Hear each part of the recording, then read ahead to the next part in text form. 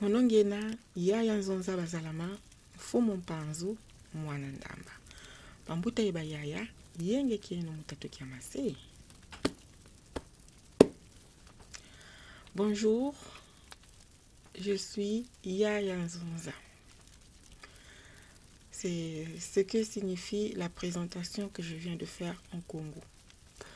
Avec ce podcast, j'inaugure les podcasts sur lesquels je vais publier des comptes initiatiques Congo. Pour commencer, je vais partager avec vous les enseignements de Longia Congo, Némoidan Semi, qu'il a publié dans le Congo Dieto 800 à l'occasion du 306e anniversaire de Yaya Kipavita, où il explique l'origine des comptes initiatiques Congo et à quoi cela servait. Donc, il va donc nous parler des Nabi Congo et les jeunes. Je vais faire cette première introduction en Congo, en français, et je ferai un autre podcast aussi en Congo pour ceux qui voudront l'écouter en Congo. Donc, il est écrit que les Nabi Congo, donc les initiés Congo, ont fondé le pays du Congo Dianto Tela et ont habillé sa fondation et sa vie courante par les habits de la spiritualité du Bukongo, ce qui veut dire la spiritualité de la sagesse Congo. Dans la tradition Congo, chaque jour, le soir, chaque homme marié amène de la nourriture à la grande paillote de la place publique qu'on appelle en Congo le Mbongi, où tous les hommes du village et les jeunes gens vont manger ensemble. Après cela, une fois la nuit tombée, on allume un grand feu avec du bois et tous les jeunes gens vont s'asseoir en formant un cercle autour du feu. Puis, un Nabi Congo, donc un initié, un sage du village, va prendre la parole pour entretenir la jeunesse, pour enseigner aux jeunes gens du village. Donc, je vais vous conter les contes initiatiques Congo dans ce contexte-là. Nous allons donc nous réunir virtuellement dans un bongi virtuel autour du feu. Toutes les personnes qui seront connectées à écouter ces contes initiatiques seront virtuellement réunies autour d'un feu symbolique où ils vont écouter des contes initiatiques Congo. Et ces contes initiatiques Congo se regorgent de plein d'enseignements qui sont utiles dans la vie de tous les jours sur le plan physique, tout comme sur le plan spirituel, dans des relations humaines, dans la famille, dans des relations amoureuses. On peut en tirer d'innombrables enseignements. Donc, sur ces podcasts, sur les contes initiatiques Congo, je vais juste lire les contes en français ou certains en Congo selon l'inspiration. Et dans d'autres émissions de podcasts, Mbongi Diakatiopa, et là-bas, nous allons tirer des enseignements, des proverbes de certains contes et on va essayer de partager, voilà, les leçons des enseignements de ces différents contes. Et dans ce même Congo Dieto-là, Longia Congo nous donne l'exemple d'un premier conte que je vais vous conter. Ce jour-là,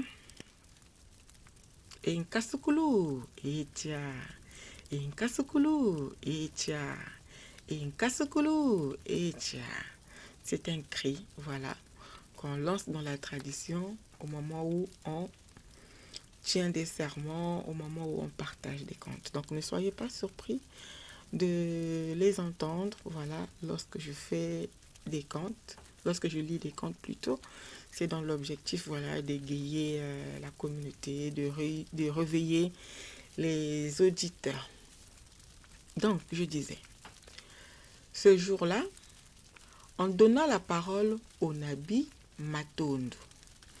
Ambuta Matondo Manzambi, qui veut dire Dieu merci, pour entretenir les jeunes Ombongi. Le Nabi Matondo Manzambi prit la parole en disant: au village Mbanzalemba, la ville de la paix, il y avait un homme qui s'appelait Nakuntonchiko, qui signifie ne me tentez pas, tandis que son fils s'appelait Djela Djessaka, le trop malin. Un jour, Nakuntonchiko appela son fils Djela Djessaka et lui dit ceci: allons-nous-en à la forêt pour aller poser des pièges à rats. Lorsqu'ils sont arrivés dans la forêt, Nakuntonchiko avait posé 18 pièges, tandis que son fils Djela Djessaka avait posé 9 pièges. Le jour suivant, le papa et son fils sont rentrés dans la forêt. En arrivant dans cette forêt, Nakuntonchiko a dit ceci à son fils: va regarder les pièges. Après avoir retiré les rats de ces pièges, tu les ramèneras au Moussampa. Puis, tu prendras la grande gourde et tu iras puiser de l'eau. Du retour de la rivière, tu vas allumer le feu et te mettre à bouillir nos rats. Moi, je m'en vais tirer le vin de palme. Et Kasukulu, et tiens. Djela Djessaka alla voir les pièges et constata que dans les pièges de son père, il y avait 18 rats, ce qui n'est pas étonnant, tandis que dans ces pièges, il y avait 9 rats. Normal. Djela Djessaka s'adressa à son père en disant: hé tata, hé tata. Mbutakuntonchiko répondit en disant: oui mon fils, qu'est-ce qu'il y a?